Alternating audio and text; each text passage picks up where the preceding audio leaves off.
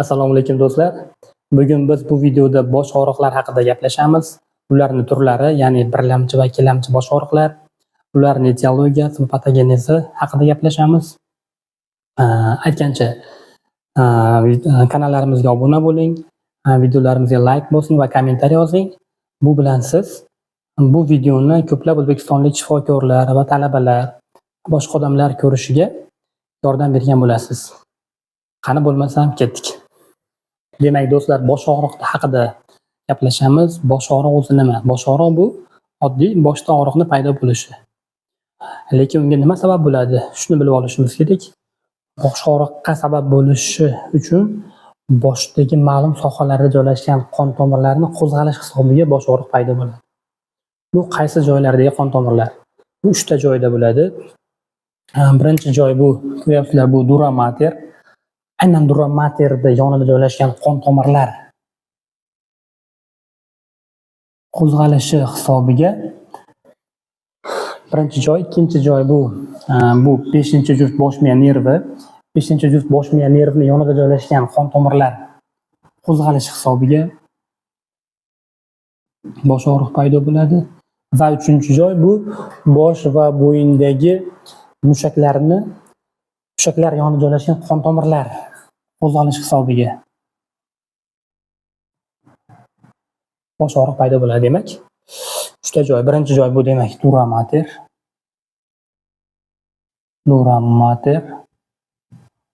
Ikkinchi qon tomiri joylashgan joy bu 5-juft bosh miya nervi BMni qildim. Va 3-joy bu bosh va bo'yindagi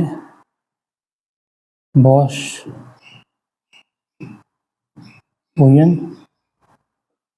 muskullari deb qo'ydim. Demak, shu sohadagi joylashgan qon tomirlarini har xil triggerlar, har xil sabablar natijasida qo'zg'alish hisobiga boshda og'riq paydo bo'ladi. Demak, bosh og'rig'i o'zi ikkita katta guruhga bo'linadi. Birlamchi va ikkilamchi bosh og'riqlar. Demak, bosh og'riqlar ikkita katta guruhga bo'linadi. Birlamchi va ikkilamchi bosh og'riqlar. Birlamchi bosh og'riq ham o'z navbatida 3 ga bo'linadi. Birinchi o'rinda bu migren bosh og'rig'i. Ko'pchilik biladi buni. Ikkinchi o'rinda bu klaster bosh og'rig'i. Bu juda ham kam uchraydi.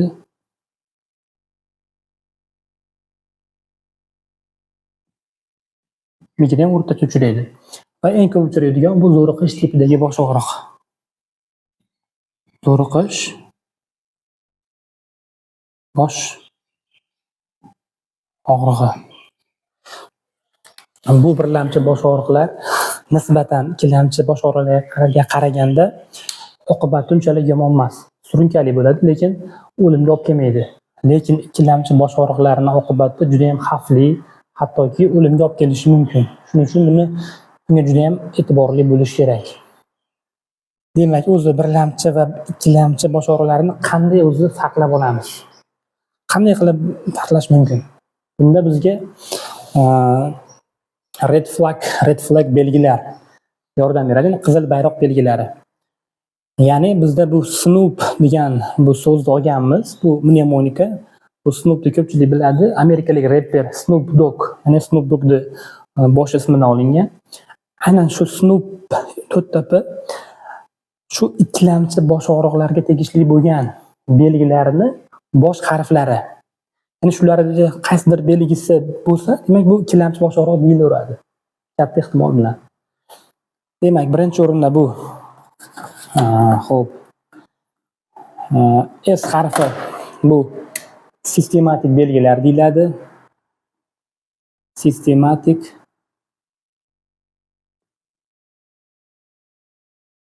belgilar. Ularga bo'lishi mumkin vaznni kamayishi yoki isitma bo'lishi mumkin, sistematik belgilar yoki mushaklarda mialgiya yoki bo'g'imlarda og'riq, artralgiyalar bo'lishi mumkin. Bunga qo'shimcha yana bitta S harfi bor. Yana bitta S qo'shib qo'yish mumkin belgi sifatida. Bu secondary risk factor, ya'ni ikkilamchi risk faktor. ikkilamchi risk faktorlari. Masalan, bularga ikkilamchi risk faktorlariga masalan ham sistematik belgilar, ham ikkilamchi risk faktorlari, ya'ni OIDS bo'lishi mumkin bemor yoki bo'lmasam OIDS yoki immun tizimi tushib ketgan bo'lishi mumkin, har xil kasalliklar, sil bo'lishi mumkin. Shunaqa kasalliklari bor va sistematik belgilari bo'lsa, demak bu ikkilamchi bosh og'riq deb shubhalansak bo'ladi. Birinchi bosh og'riqlar emas. Ikkinchi N harfi bu demak, xo'p, nevrologik yetishmovchilik.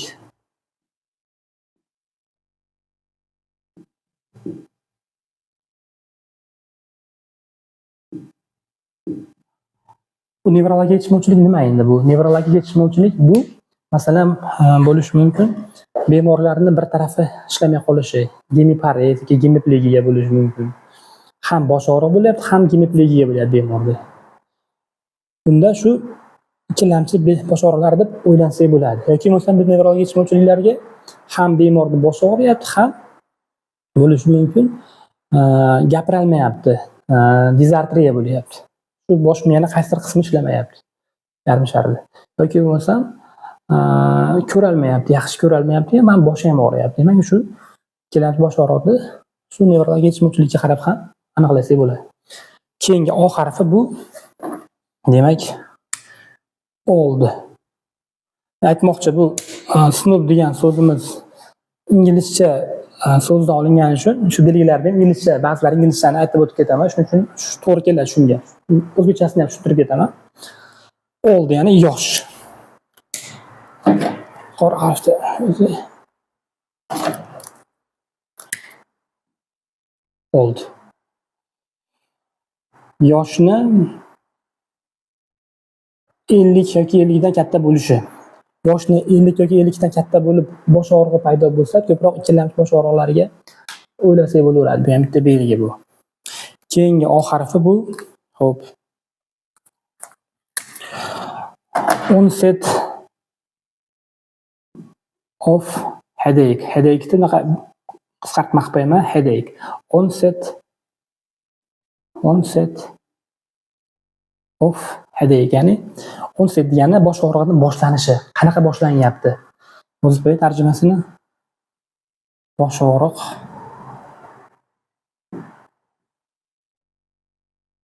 boshlanishi. Masalan, bemorda bosh og'riq juda ham kuchli, xuddi chaqmoq urgandaqa boshlasa kuchli bo'lib, hayotida juda ham eng og'riqli bosh og'riq bo'lsa, demak buni taxminan ikkilamchi bosh og'riq, masalan, subarachnada qon quyilishida ham xuddi shunaqa bo'ladi. Kuchli bosh og'riq tez bo'ladi juda ham. Shunga qarab ham ikkilamchimi, birlamchimi ajratib olsak bo'ladi. Xo'p, keyingi belgi bu P harfi. Xo'p, P harfi. Xo'p, papilla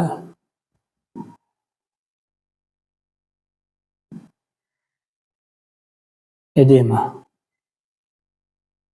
Ya'ni papilla edemani ko'pchilik biladi bu. Xo'p, optik diskni chetlarini, qirralarini yo'qolishi. Bu qachon bo'ladi? Bu asosan intracranial pressure, ya'ni intracranial bosimni ma'lum bir sabablarga ko'ra oshib ketganda, ichki bosh miyani ichidagi bosim oshib ketganda, shu ko'ruv diski ham chetlari, qirralari yo'qolib, papilla edema bo'lib qoladi. Demak, bemorda ham bosh og'rig'i bo'lyapti, ham papilla edema bo'lyapti. Demak, buni ikkilamchi bosh og'rig'i desak, shubhalansak bo'laveradi. Bu belgiga qarab. Keyingisi P harfi bu. Xo'p. Pattern changes. Ya'ni tarjimasi, pattern changes tarjimasi bosh og'rig'i shaklini o'zgarishi, bosh og'riq turlarining shaklini o'zgarishi, ya'ni bosh og'riq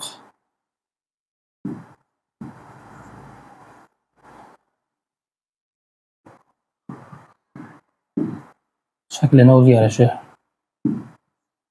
Masalan, birinchi bosh og'riq boshida xuddi pulsatsiyalovchi bosh og'riq bo'layotgan bo'lsa, keyinchalik ma'lum vaqtdan keyin sanchuvchi bosh og'riq aylandi. Undan keyin yonuvchi bosh og'riq aylanib ketdi. Bosh og'riqda shakli o'zgarib ketyapti vaqt davomida. Bunaqa narsa bo'lsa ham ikkilamchi bosh og'riqqa shu red flag belgidan ajratib olsak bo'ladi. Bu ikkilamchi bosh og'riqqa tegishli bo'lgan belgilar hammasi sanab o'tayotganimiz. Keyingisi P harfi. Xo'p, papilla edema, pattern changes, keyingisi positional. Positional, ya'ni pozitsiyaga qarab. Pozitsiyaga qarab. Ya'ni bu degani, masalan, bosh og'riq bemorda bor. U yotganda bosh og'riq kuchayadi, o'tirganda nabarot yengillashadi. Shunaqa bosh og'riq turlari ham bor. Bu narsa asosan bosh miya raklarida shunaqa bo'ladi. Bosh miya o'smalarida bemor yotgan holatda bosh og'riq kuchayadi, o'tirgan holatda bosh og'riq sal kamayadi, sal bo'lsa ham. Shundan o'zi ikkilamchi bosh og'riq desak bo'ladi. Bu birlamchi bosh og'riq emas. Shunga positionalga qarab turib. Yana bitta P bu precipitated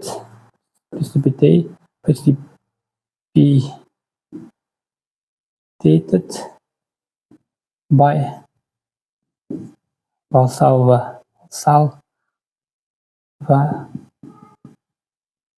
manevr. Ya'ni bu degani Valsalva manevri orqali bosh og'riq kuchayadi degani. Tarjimasini yozib qo'yaymi shu yerga.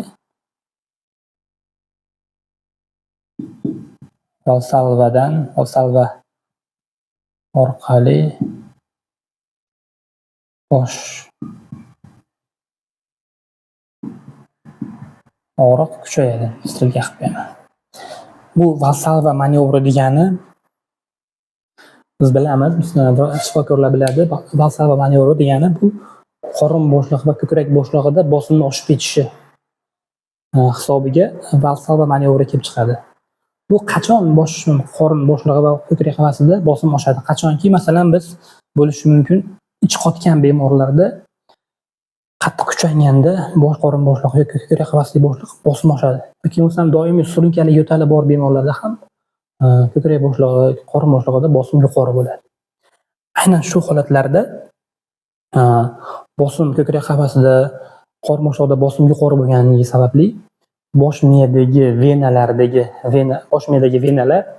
yuqori kavak venaga to'liq quyilolmaydi. Chunki bosim balandda quyilolmaydi va qolib ketadi qon o'sha yerda. Va qolib ketgandan keyin ma'lum vaqtdan keyin intrakranial bosim oshib ketadi. Chunki qon bo'lgani uchun bosh miyada. Intrakranial bosim oshib ketsa, albatta bosh og'riq kuchayib ketadi. Oxirida. Ya'ni shu Valsalva manevrida bosh og'riq precipitate kuchaymoq degani. Valsalva manevri orqali bosh og'riq kuchayadi. Shunga ishora berilyapti. Ya'ni mana qisqacha yozamiz bu yerga mana Valsalva, ya'ni ko'krak qafasi, qorin bo'shlig'i qachon bosim oshadi, qachonki ich qotgan, surunkali yo'tali bor bemorlarda Valsalvada bosh miyadagi vena qonlari yuqori kavak venaga quyilolmaydi, qolib ketadi. Natijada bosh miyada qon qolib ketgandan keyin intrakranial bosim oshib ketadi. Ya'ni intrakranial bosim oshadi. Natijada bosh og'riq kuchayadi. Bosh og'riq kuchayadi.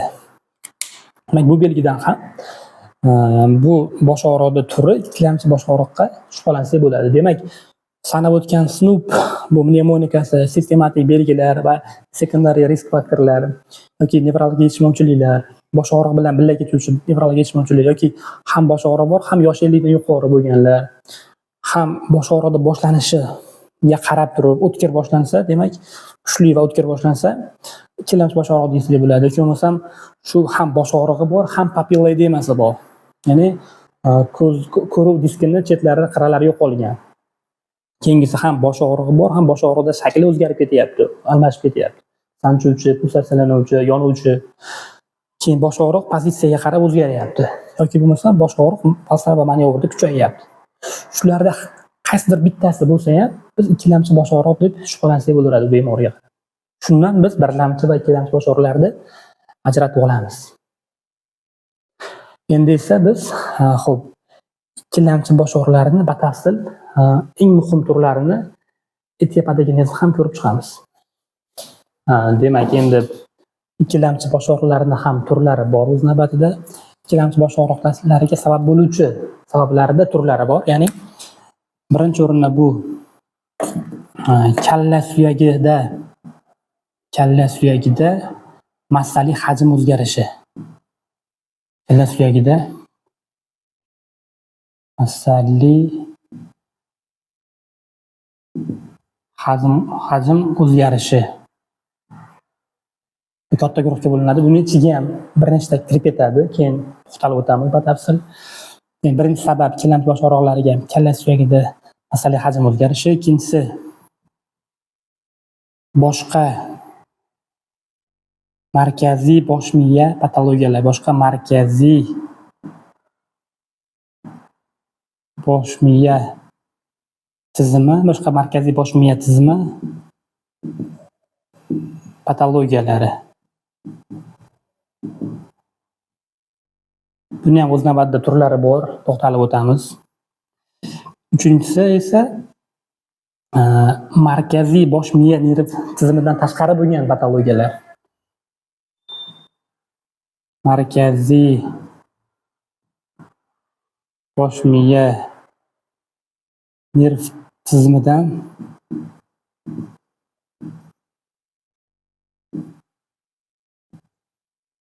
tashqari bo'lgan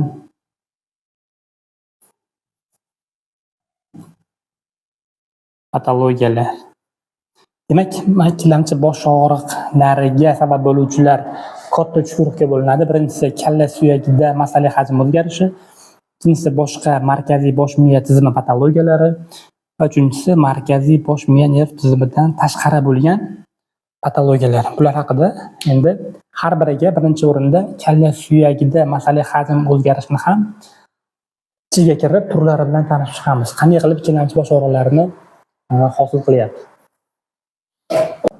Demak, dastlab birinchisi kalla suyagida masalliy hajm o'zgarishini ko'rib chiqamiz. Bunda ko'pchilikka ma'lum, endi bilmaganlar uchun yangilik, Monro-Kelly doktrinasi mavjud. Monro-Kelly doktrinasiga muvofiq kalla suyagida 3 ta narsa bor. Bu miya to'qimasi, qon va cerebrospinal suyuqlik.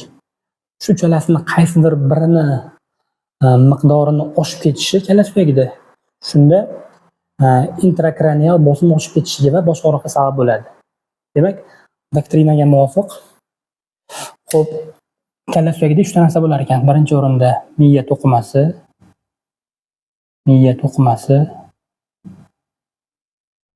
ikkinchi qon va uchinchi cerebrospinal suyuqlik.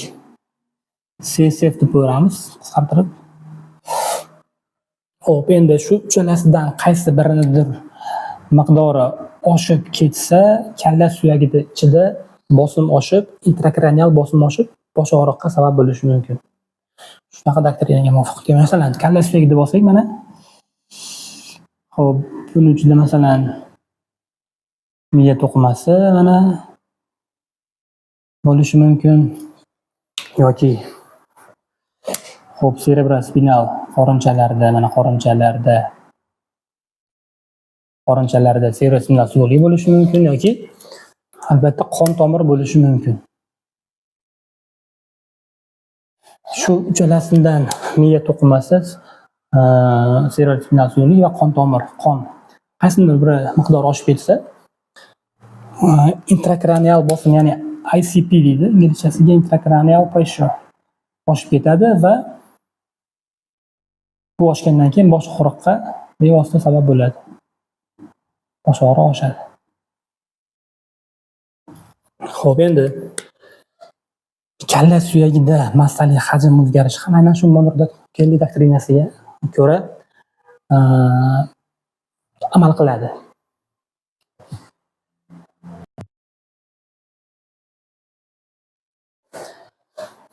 Demak, endi Monro-Kelly doktrinasiga muvofiq birinchi qonni bosh miyada oshib ketishini ko'rib chiqamiz. Qanday qilib qon oshib ketishi mumkin bosh miyada? Birinchi o'rinda bilamizki, bu yerda har xil travmalar natijasida, boshdan olingan travmalarda epidural, subdural qon quyulishlari ko'rmasam, gipertenziya natijasida intercerebral gematomalar bo'lishi mumkin. Yoki bo'lmasam subarachnoidal qon quyulishlari bo'lishi mumkin. Xo'p, demak, qonni bosh kalla suyagida oshib ketishi bu epidural gematoma, subdural gematoma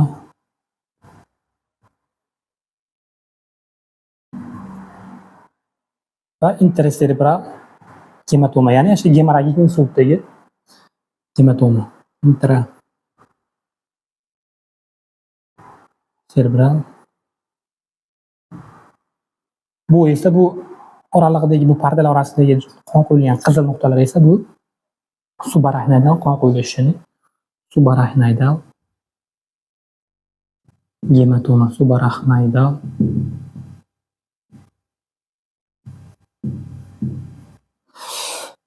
gematoma. Demak, aytib o'tdik, bosh kalla suyagidan olingan travmalarda asosan epidural gematoma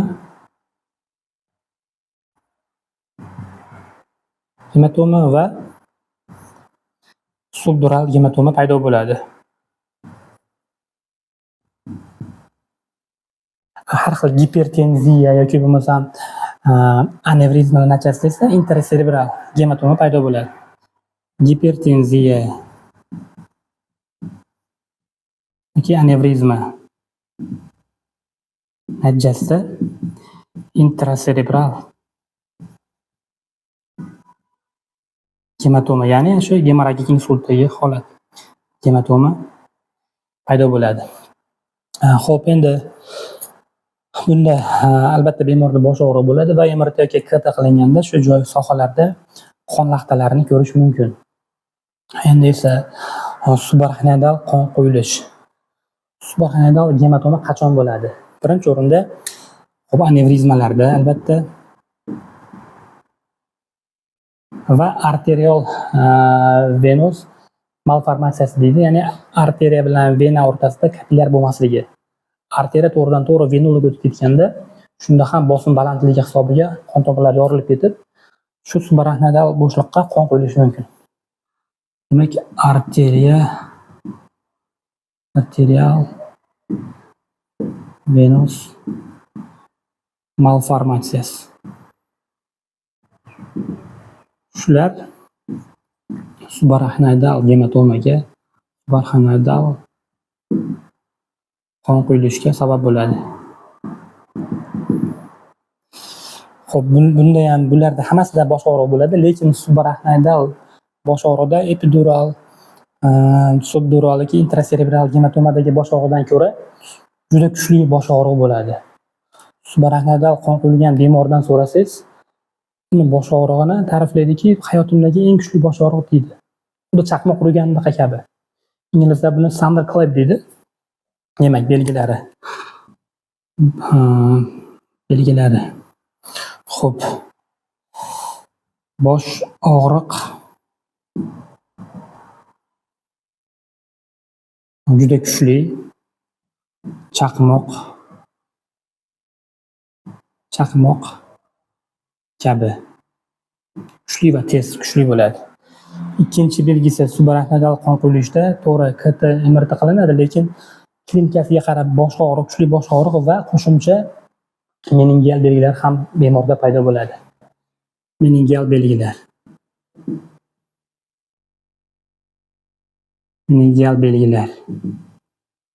Meningial belgilariga bilamizki, fotofobiya, fonofobiya yoki bo'yin rigidligi, ko'ngillaynish, qayt qilish yoki kernik, Brudzinskiy sinamalari musbat berish ham shuni bilib olsa bo'ladi meningial belgilar. Va albatta yana bitta belgisi bor. Bu nevrologik yetishmovchilik ham bo'lishi mumkin. Yetishmovchilik. Ya'ni shu nevrologik yetishmovchilik qaysi markazlarida faoliyati buzilishiga qarab, hemiplegiya, gemonesteziya yoki bo'lmasam dizartriya, ko'rishni buzilishi bo'lishi mumkin. Shular nevrologik yetishmovchiliklar. Demak, kuchli bosh og'riq, chaqmoq urish kabi hayotidagi eng muhim, eng kuchli bosh og'riq meningial belgilar va nevrologik yetishmovchiliklar bo'lishi mumkin.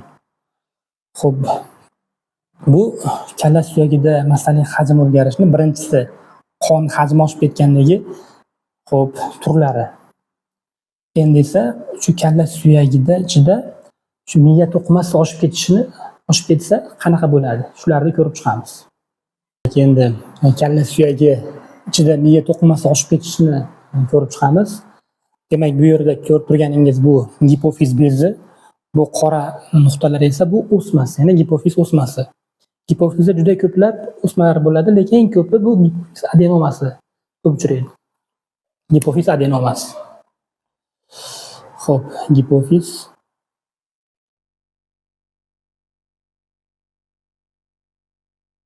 adenom. Bunda nima bo'ladi? Birinchi o'rinda bosh og'riydi, albatta. Bosh og'riq.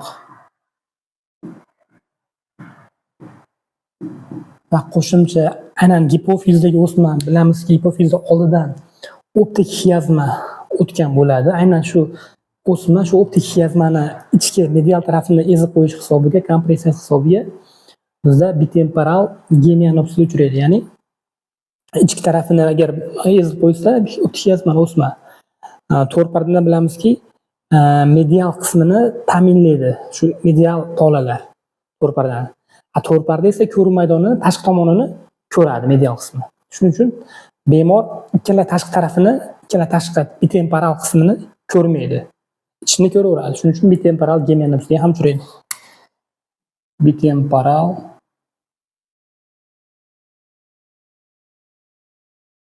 gemianopsiya. Bundan tashqari bemorda prolaktinni miqdori juda ham ko'p miqdor oshib ketadi, ya'ni prolaktinoma ham bo'ladi bu bemorda. Prolaktinureya, prolaktinoma hisobiga. Endi prolaktin ko'p ajralsa nima bo'ladi? Prolaktin ko'p ajralsa, birinchi o'rinda ayollarda ko'krak bezidan sut ko'p ajraladi, galaktoreya bo'ladi. Galaktoreya. Erkaklarda ginekamastiya rivojlanadi.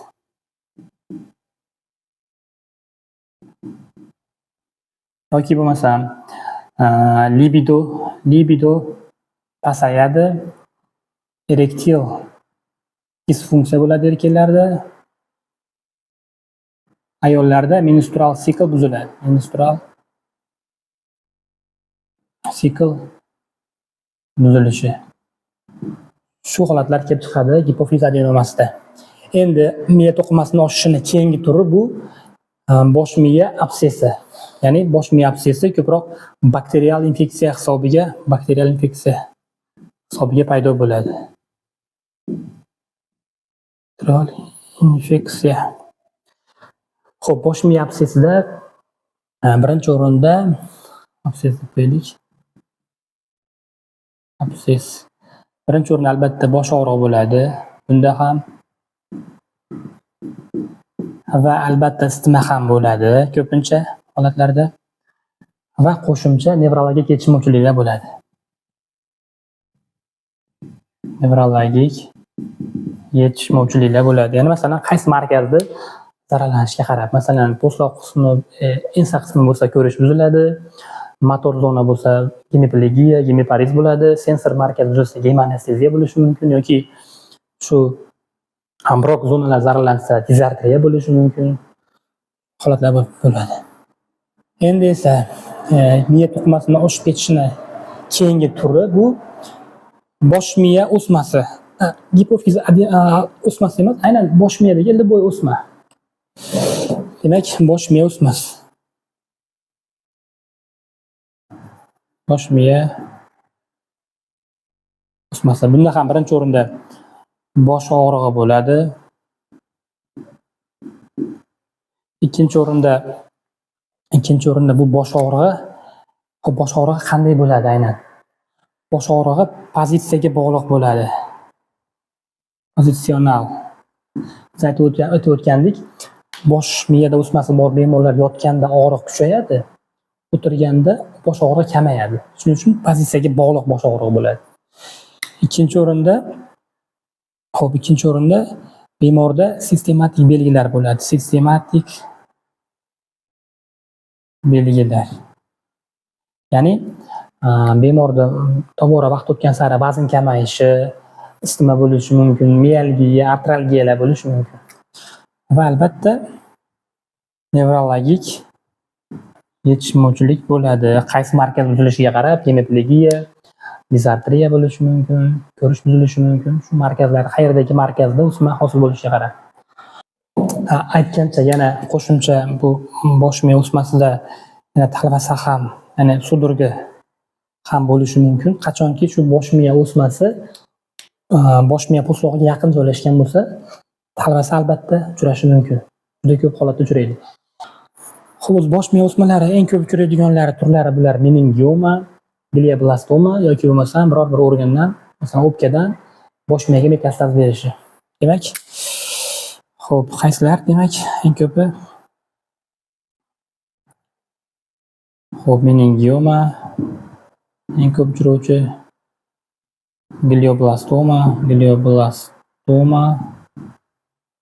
va o'pka boshqasidan metastaz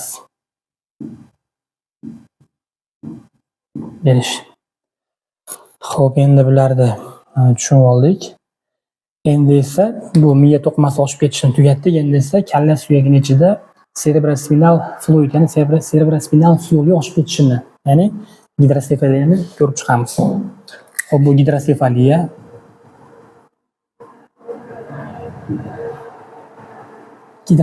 ikki xil bo'ladi.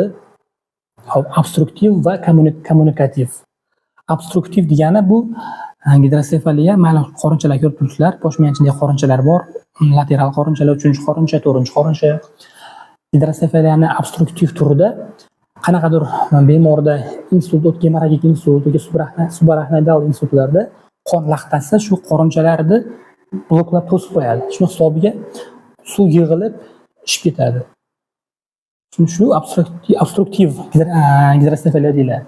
Endi kommunikativ gidrosefaliyada esa shu bilamizki, qorinchalardagi suyuqlik subarachnoidal bo'shlig'ida venaga qayta so'rilishi kerak.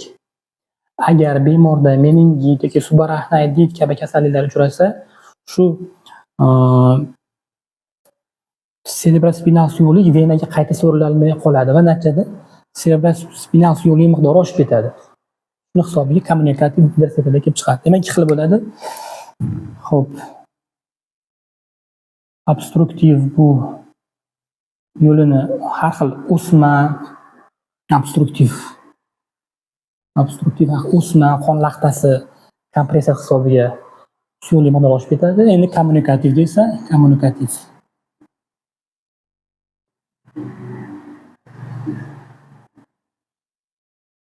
Bu cerebrospinal suyuqlik venaga qayta so'rila olmay qoladi. Bu so'rila olmay qoladi. Bu kommunikativ, masalan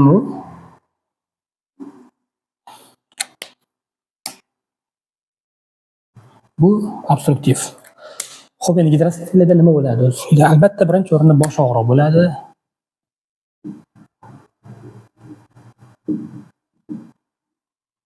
Ikkinchi o'rinda bemorda bosh og'riq bilan birgalikda doimo es hushini pasaygan holat, xuddi sopir holatiga o'xshash holat doimo bemorda bo'ladi. Ya'ni hushini past bo'lishi. Hushini past. Sopir deydi, komadan oldingi holatlar bo'ladi, sopir holatlarga o'xshash hushini doimo pastda.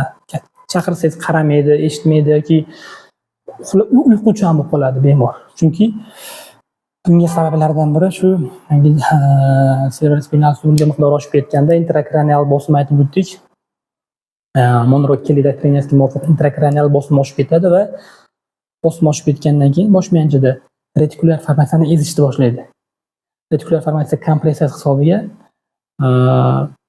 bemorning uyg'oqligi pasayadi. Shunday qilib hush doimo past bo'ladi. Xo'p, endi kalla suyagi ichida miya to'qimasi, cerebrospinal suyuqlik miqdori oshib ketishi, undan oldin qon miqdori oshib ketishini to'liq tugatdik. Endi esa ikkinchi turini ko'rib chiqamiz, ya'ni boshqa bosh miya nerv tizimi patologiyalarini ko'rib chiqamiz. Demak, kalla suyagida ichida massali hajm o'zgarishlarini tugatdik. Endi esa ikkinchi turi ikkilamchi bosh og'rig'iga sabab bo'luvchi boshqa bosh miya tizim patologiyalari turlarini ko'rib chiqamiz. Demak, birinchi turi bu ko'ryapsizlar, bosh miya pardalarining yallig'lanishi yoki bosh miya to'qimasining yallig'lanishi, meningit yoki ensefalit. Demak, bosh miya pardasining yallig'lanishi bo'lsa meningit, to'qimasi bo'lsa bu ensefalit. Ularda ham albatta birinchi o'rinda demak bosh og'rig'i bo'ladi. Bosh og'riq. Bundan tashqari isitma bo'ladi. Yallig'lanishda albatta bakterial isitma va meningitlarda albatta meningial belgilar bo'ladi. Meningial belgilar. Ularga aytib o'tdik. Meningial belgilariga birinchi o'rinda shu fotofobiya, fonofobiya, bo'yin bekikligi, ko'ngil aynish, qayt qilish yoki bo'lmasam Kernik va Brudzinskiy simptomlari musbat bo'lishi kiradi. Va nevrologik yetishmovchilik bo'ladi. Nevrologik yetishmovchilik. Qaysi markazda faqat gemoplegiya, psixiatriya va boshqa narsalar bo'ladi. Va ensefalitlarda qo'shimcha mental status pasayishi, ya'ni aqliy holat pasayishi bo'lishi mumkin. Chunki ensefalitda miya to'qimasi ham zarar ko'radi. Xo'p, demak, aytib o'tdik. Demak, bu meningit yoki ensefalitda ko'rdik.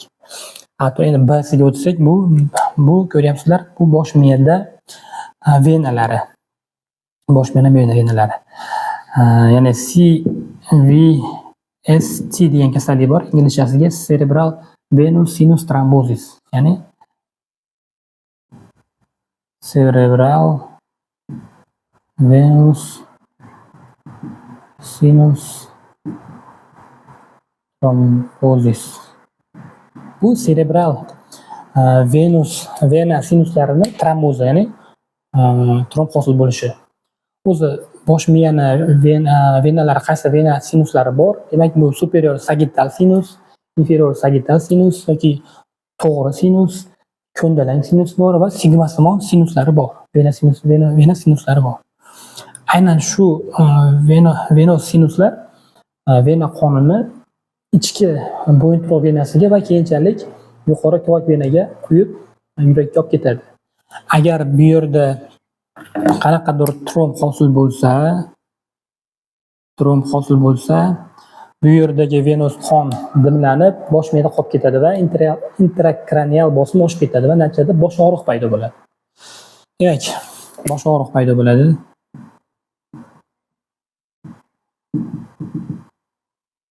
Keyin aytib o'tdik, intrakranial, ya'ni ICP baland bo'ladi. Intrakranial bosim chunki bosh miyada qon qolib ketyapti.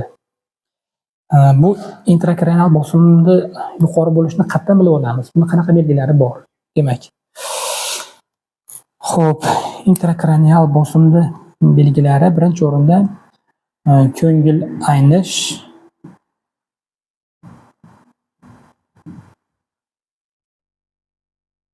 va qayt qilish bo'ladi. Chunki intrakranial bosim oshganda haligi uzunchoq miyadagi hemotrigger zona ham kompressiya bo'lish hisobiga ko'ngil aynish, qayt qilish markazi qo'zg'alib ketadi. Ikkinchi o'rinda intrakranial bosimni oshganini qayerdan bilib olamiz? Ikkinchi o'rinda papilla edema bo'ladi. Intrakranial bosim oshganda ko'ruv diskini ham kompressiya qilib, chetlarini, qirralarini yo'qotib, silliq qilib qo'yadi. Papilla edema qilib qo'yadi. Keyingisi esa albatta xushni pasayishi. Xushni past bo'lishi, sopir holat deydi. Ya'ni bunga sabab shu intrakranial bosim retikulyar formatsiyani ham kompressiya qilib, uyg'oqlikni pasaytiradi. Retikulyar formatsiyaning vazifasi bosh miyani uyg'otib turish. Xo'p, ICPni aytdik. Bosh og'riq, intrakranial bosim oshib ketishi. Bundan tashqari, agar yuzaroqda joylashgan, po'stloqqa yaqin joylashgan sinuslarini tromb hisobiga talvasa ham bo'lishi mumkin. Shu po'stloqqa yaqin vena sinusi trombozlarida shu talvasa ham bo'lishi mumkin. Xo'p, endi yana bosh og'riq, talvasani aytdik. Xo'p, endi bularni aytib o'tdik. Endi bu cerebral venous sinus thrombosis ko'proq kimlarda ko'p uchraydi? Risk faktorlari. Ko'proq bu birinchi o'rinda qizil yozaylik. Xo'p, birinchi o'rinda ayollarda ko'p uchraydi. Ayollarda ayniqsa homilador bo'lsa shu moyil bo'ladi. Bundan tashqari oral kontraseptiv ichadigan ayollarda shu qon qo'yilib qolishi mumkin yoki bo'lmasam qon urishiga javob beruvchi faktorlardan biri 5-faktor patologiyalarida, 5-faktor patologiyasida yoki bo'lmasam antifosfolipid degan sindrom bor. Bunda ham shu qon qo'yilib venalarda turib yig'ilib qolishi mumkin. Antifosfolipid sindromida ham ko'p uchraydi. Ularda shularda ko'p uchraydi. Xo'p, endi buni tugatdik. Endi esa keyingisini ko'rib chiqamiz. Xo'p, endi keyingi turiga to'xtalib o'tamiz. Bu yerda qon tomirlari ko'rib turishingiz mumkin. Bu bo'yinda joylashgan qon tomirlar, bo'yin va boshda joylashgan qon tomirlar. Bu ikkalasi vertebral arteriyalar birlashib bazillarni hosil qilyapti. Bu yerdagi esa tashqi uyqu arteriyasi va bu yerdagi esa ichki uyqu arteriyalari. Ba'zida shu bo'yin sohasida har xil travmalar yoki jarrohlik amaliyotlari o'taganda ba'zida shu qon tomirlarida devoriga zarar yetkazib qo'yishi mumkin. Natijada disseksiya degan narsa bor. Qon tomir disseksiyasi, ya'ni qon tomir devorining ichiga qon qo'yilib qolishi. Masalan, vertebral arteriyalar devoriga yoki ichki uyqu arteriyasi devoriga har xil travmalar yoki jarrohlik amaliyoti o'tilganda bo'yinda shu devoriga zarar yetkazib qo'yib, shu devorni qon tomirida devorning ichiga qon qo'yilib qoladi. Buni vertebral arteriya disseksiyasi yoki internal ichki uyqu arteriyasi disseksiyasi deyiladi. Ya'ni disseksiya. Qon tomir disseksiya. Buni ba'zida psevdoanevrizma ham deb ataladi, ya'ni soxta anevrizma.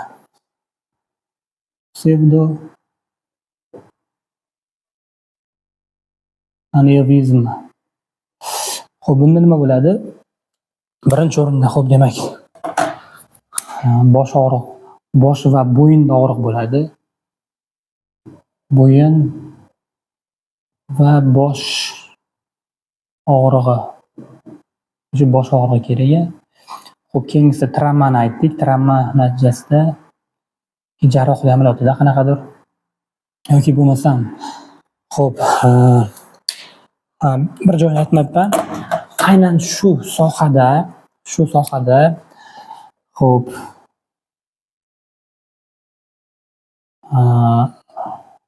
hozir ko'z, aynan shu sohada, disseksiya bo'lgan sohada simpatik pleksus o'tgan bo'ladi. Shu qon tomirlarining orasidan aynan shu disseksiya shu simpatik pleksusda, simpatik tolani kompressiyasi hisobiga ko'zga boruvchi simpatik tolani kompressiyasi hisobiga Gorner sindromi paydo bo'lishi mumkin. Bu Gorner sindromida 3 ta belgi bo'ladi: ptoz, mioz va angidroz bo'ladi. Bunga sabab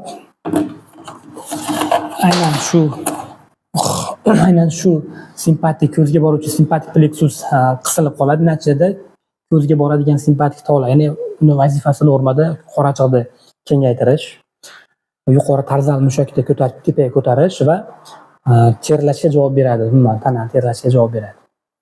Yuzda, bo'yinda.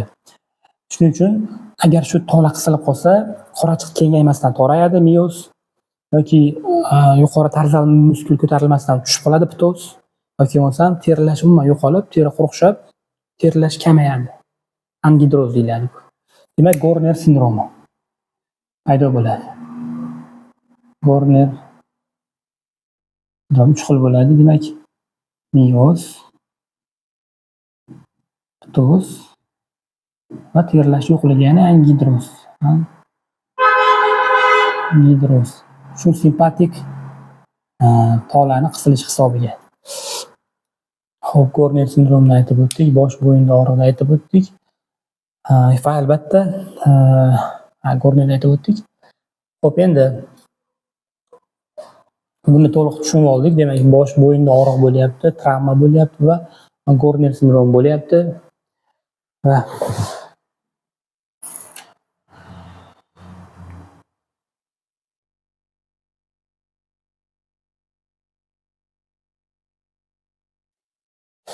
Va qo'shimcha bu yerda tinnitus ham bo'ladi. Ya'ni tinnitus degani bu quloqda shovqin. Asosan pulsatsiyalanuvchi bo'ladi. Pulsatsiyalanuvchi quloqda shovqin paydo bo'lishi mumkin. Qo'shimcha belgi. Demak, bo'yin va bosh og'rig'i, travma bo'lganda Gorner sindromi, ptoz, mioz, angidroz va tinnitus quloqda shovqin bo'lsa, shu bosh og'rig'ini kelib chiqishi shu qon tomir disseksiyasi hisobiga bo'lishi mumkin. Buni tugatdik, endi esa keyingisini ko'rib chiqamiz. Bu juda ham qiziqarli turi bu. Bu idiopatik intrakranial bosimda oshishi. Ya'ni idiopatik, ya'ni etiologiyasi noma'lum, idiopatik intrakranial bosimni oshishi. Bunda nima bo'ladi? Bunda birinchi o'rinda bosh og'riq bo'ladi. Va albatta intrakranial bosim baland bo'ladi. Ya'ni buni qayerdan bilamiz? Buni aytib o'tdik undan oldin. Demak, papilla edema bo'ladi, hushni past so'pir holatda bo'ladi yoki bo'lmasam ko'ngillanish, qayt qilishlar bo'lishi mumkin. Bularga sabab hematrigger zona kompressiyasi, korodnik diskini kompressiyasi yoki bo'lmasam retikulyar qanotni kompressiyasi hisobiga shu holatlardan bilsak bo'ladi ICP-ni, intrakranial bosim oshishini. Yoki bo'lmasam bosh og'rig'i, intrakranial bosim oshishini aytib o'tdik. Endi xo'p, bu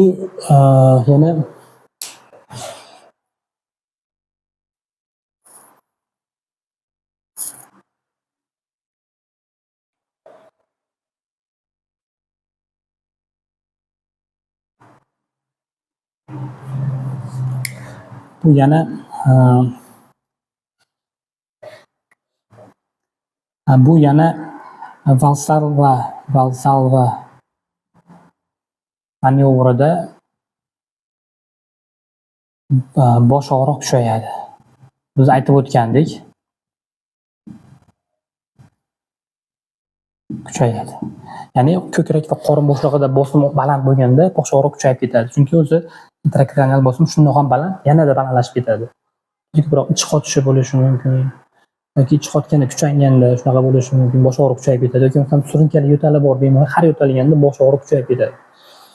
Idiopatik intrakranial bosim baland bemorlarda. Xo'p, bu kimlarda ko'p uchraydi? Bu ko'proq ayollarda ko'p uchraydi. Ayollarda ham shu oral kontraseptiv ichadigan ayollarda, ya'ni garmon ichadigan saqlanish, homiladorlikni saqlanish uchun oral kontraseptiv ichadigan bemorlarda ko'p uchraydi yoki bo'lmasam ayollarda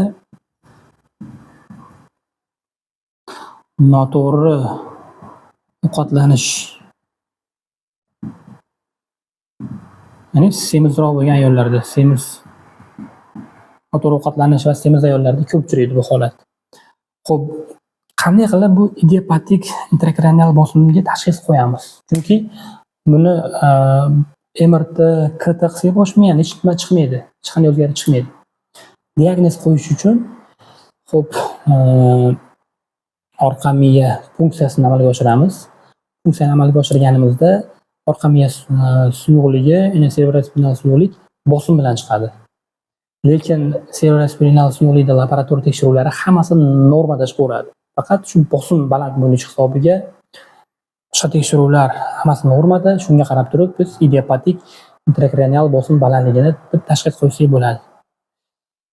Demak, shu bilan boshqa bosh miya nerv tizim patologiyalarini ko'rib chiqdik. Ikkilamchi bosh og'rig'i keltirib chiqaruvchi, endi esa ikkilamchi bosh og'rig'i keltirib chiqaruvchi bosh miya nerv tizimidan tashqarida bo'lgan boshqa patologiyalarni ko'rib chiqamiz.